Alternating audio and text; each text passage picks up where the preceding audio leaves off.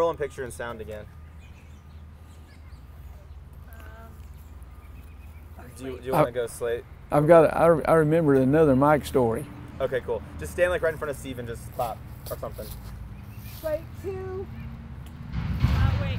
Can you go back and? Mind your way. No, don't move that. See you on this camera.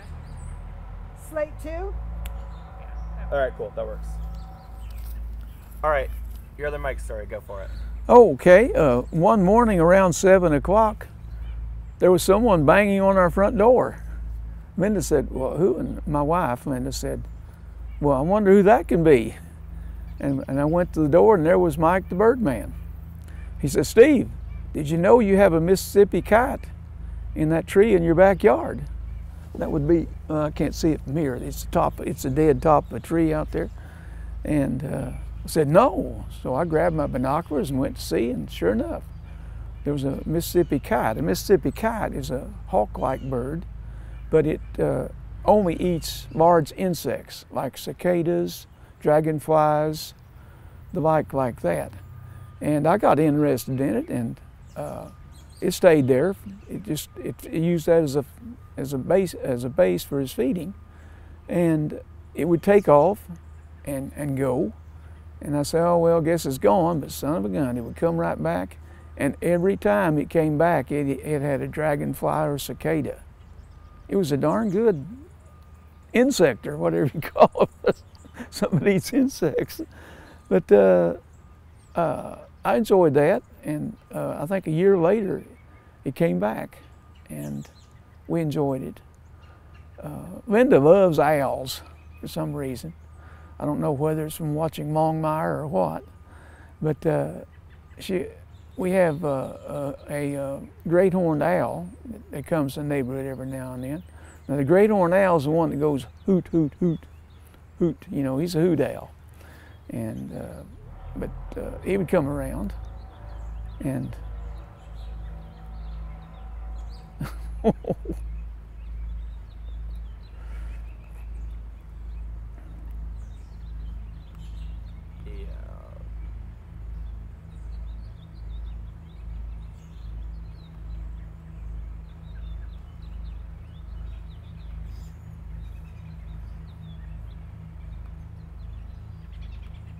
Let's just keep it rolling for a minute to see if it subsides quickly.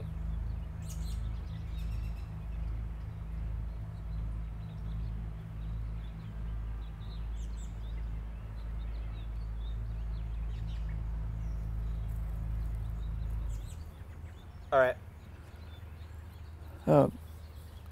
We had only lived in this house for a few years when we kept hearing this weird noise in the backyard. A kind of warbling sound, and I was curious and got my flashlight out and went in the backyard and spotted a couple of eyeballs looking back at me, and determined that it was a screech owl. And it came to our neighborhood just about it. Well, it'd make noise out there in the backyard just about every night for a couple of weeks. And reading up on it, discovered that it would hunt in the neighborhood till it just about got everything it could get, and then it'd move on to another neighborhood. So we were fortunate in that respect. What kind of sound does a screech owl make? There has several sounds, but the one we could hear was kind of a whistling, warbling sound, kind of echoing, bum bum bum bum bum. Well, that's not it. I can't duplicate it.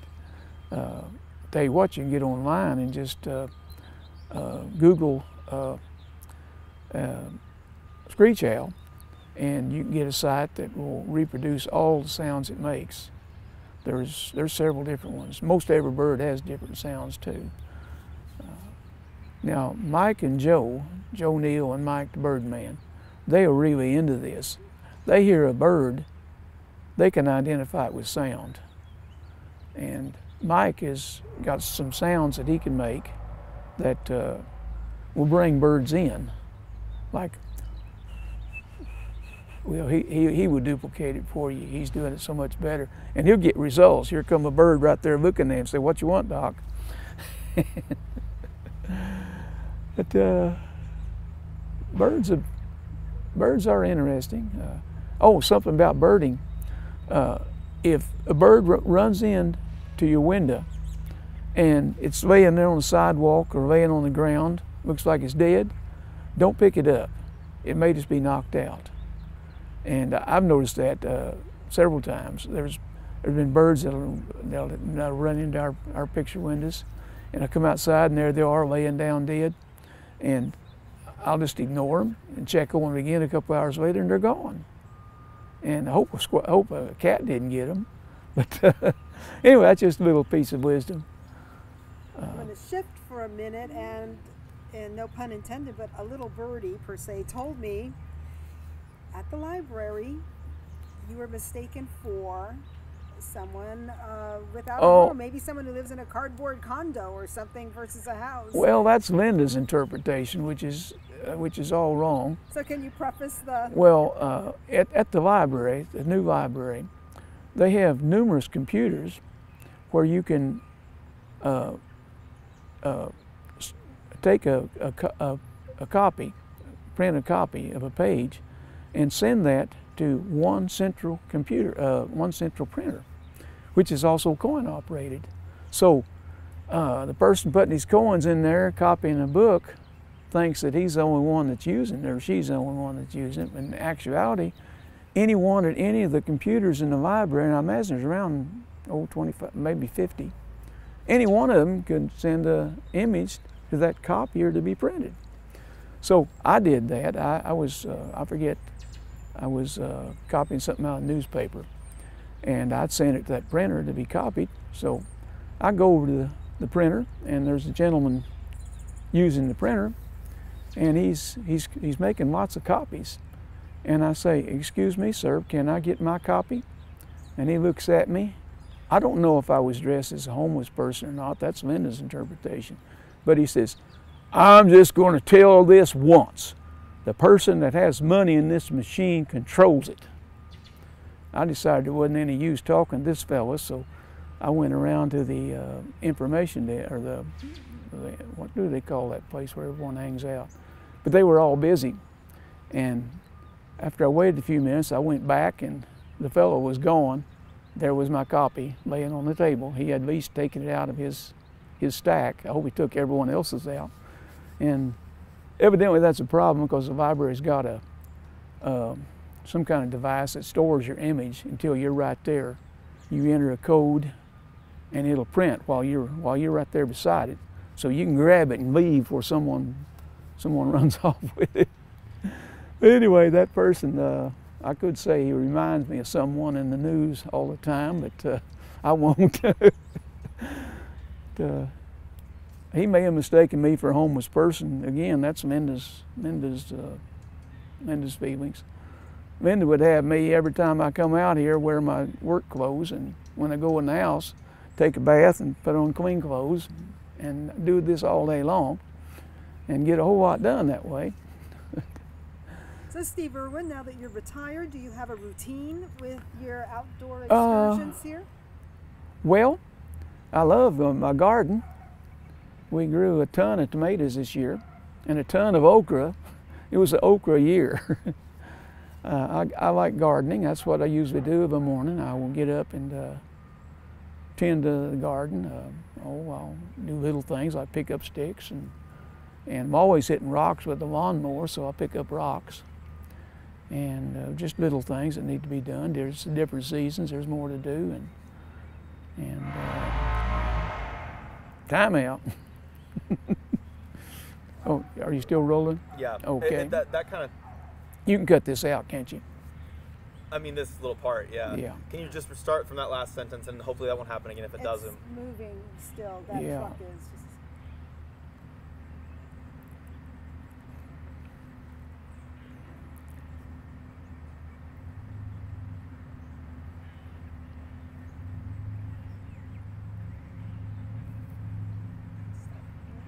That's not too loud right now, actually. I think we can start again if you want to chance it. What? Do I say straight through? You're still rolling.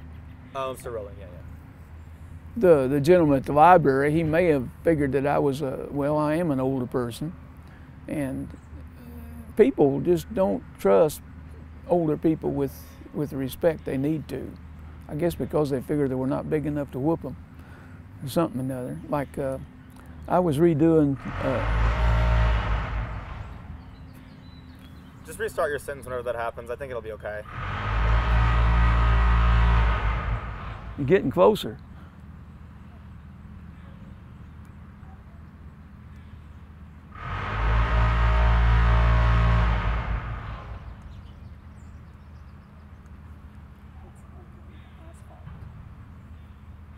Ah.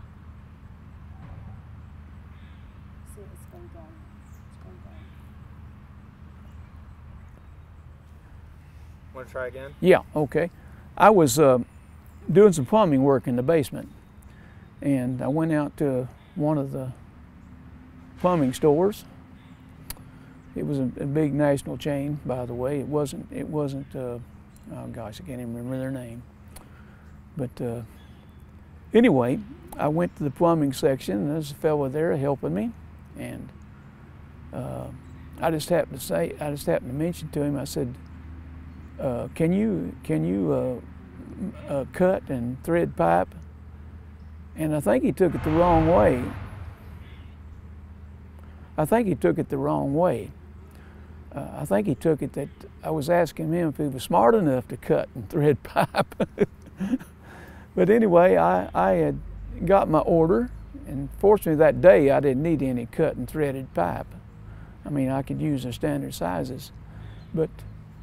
And went through checkout, and then got home and was installing the pipe and discovered I had a piece of cut pipe, which is $10 worth, which I couldn't use.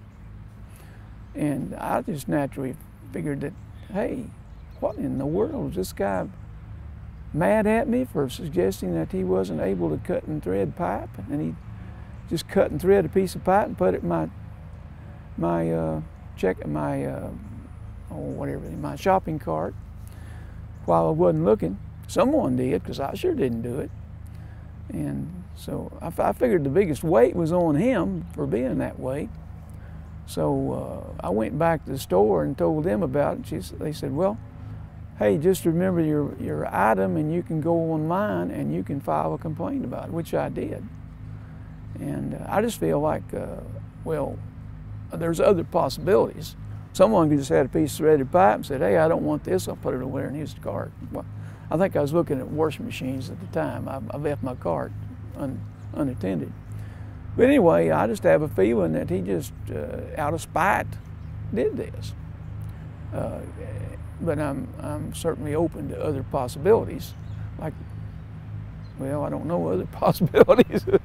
But I feel that he was picking on me because I was an older fellow.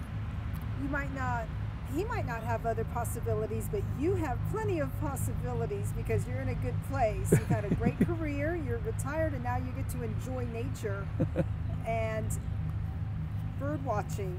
Is that something that's in your heart per se, or is it a learned something that you enjoy? Is it for everybody or just certain people? I would say it's certain people. A lot of birders. Start that sentence over again.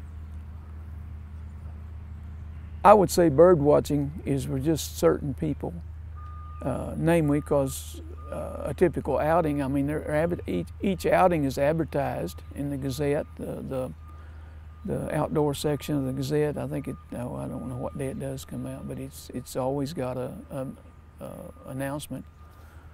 I think it's the people that are curious mostly. And a lot of people, they've got a big old long list of all the birds they found. They check them off as they go, and they may be right, they may be wrong. We don't know. The only way to be sure is like Mr. Audubon that painted all the pictures. He had him a gaming device, which was a once-barrel shotgun, which he would go out and he would spot a bird that he wanted to paint. Well, he would shoot it and get it up close, and he could just sit there and paint it real good. We don't do that anymore. That's an art. Yes, yes. I find a little bit of irony that we're talking about birds, and if you maybe look right to your right, your bird bath's empty. What gives? Well, we're just not upkeeping as much as we should. I think that one over there is empty too.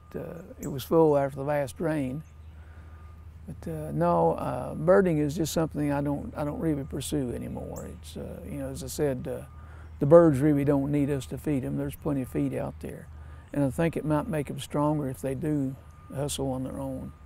But it is interesting. You can bring them in close. Like I'd have never seen those black and white winged birds that I described earlier if I didn't have a feeder out. And they love sunflower seed. And the #1 feed for birding is sunflower seed. Forget about these mixes, because the birds will come along, scratch, scratch, scratch, all that stuff goes on the ground. Next spring it comes up as whatever it was, rye, wheat. I mean, Tomatoes. no, not tomatoes, not tomatoes. But your friend Mike the Birdman, He keeps on with this. he's dedicated. It's a work of love for him. You want to back up and say that, Mike the Birdman? Mike the Birdman, yes. Birding is a work of love for him. He doesn't get any compensation for it, and he lives well. He doesn't own a car, so he has to take buses, and he likes to go to Lake Fayetteville and also the sewer plants. The sewer people are very nice. It's a locked facility, but they will let us in just about every time we ask, or the birding people ask. I hope we get to go out there, because that'd be a neat place. A neat place. You ever come across more than just birds in that sewer plant? Well, there are other things, but we kind of ignore them. It's stuff that's gradually doing whatever it is they do. Can we we need to cut for a second.